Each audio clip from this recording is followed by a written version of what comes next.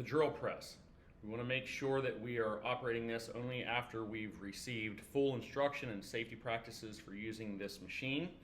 We want to take care of jewelry, loose clothing, long hair. This one is especially important for machines that rotate. Okay, if you have tassels off of a hoodie or something loose hanging off of your shirt or a necklace, long hair is extremely important on this one. You want to make sure it's tied up and back, that it's going to be away from the spindle. If anything catches that spindle as it's running, it's going to wind up and it could pull you in very quickly. It can be running up to over 1,000 RPMs, and as soon as it catches, you're in the machine.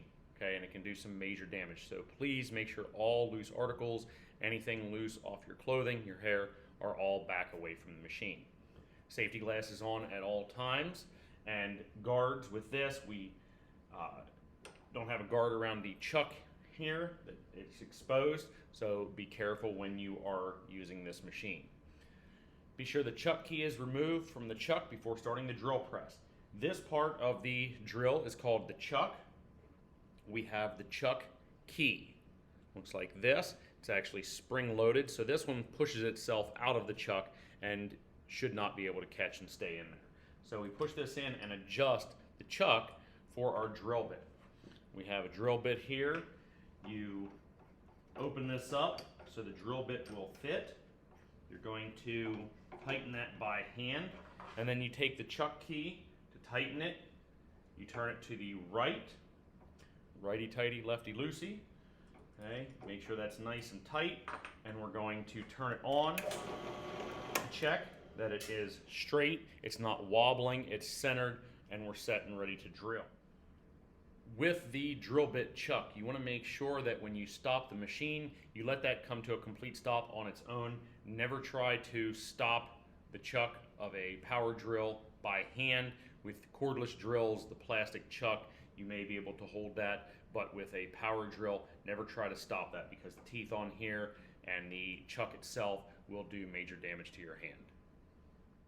With the speeds on the drill press, the larger the bit, the slower the speed. So if we're setting up a specialty bit, and there are all different types of drill bits that we can use in this class for different projects, if we're setting up a larger drill bit, we will check and set the speed according to what it calls for that size bit in the material that we are drilling. You also want to make sure that your speed is checked for accuracy, that it's set to the right speed for the bit you're using and the workpiece that you're drilling into. We want to make sure that the bit is nice and sharp. You never want to use dull or broken drill bits. It can cause damage to your project and to the drill itself. They can burn up, and we don't want that to happen. If you are drilling anything that needs to be very precise, we want to use a center punch and punch where we have that marked, so that when the drill bit starts going in, it stays right in the center, and it'll be very precise drill right on your mark. It won't travel or run on the surface of the material when you're using it.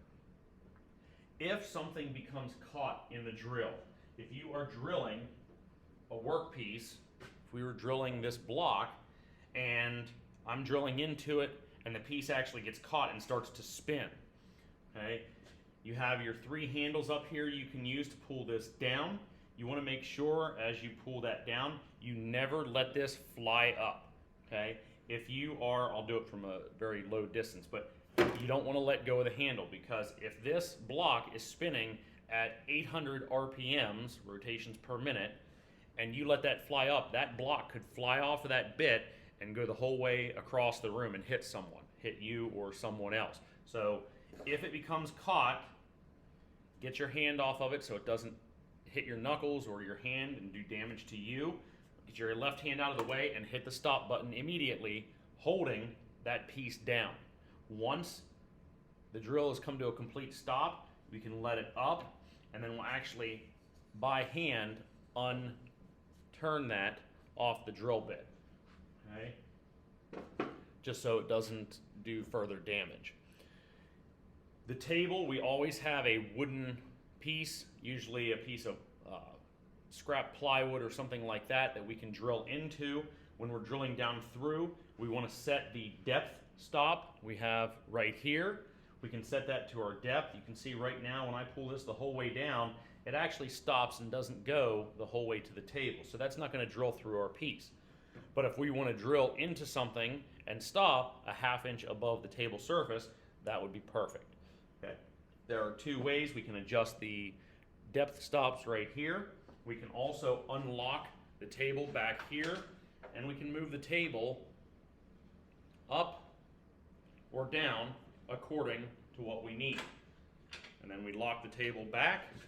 Now, when I pull this down, it's touching the surface, the wood, and it's not quite to our depth stop, so we know it's going to go the whole way through for us.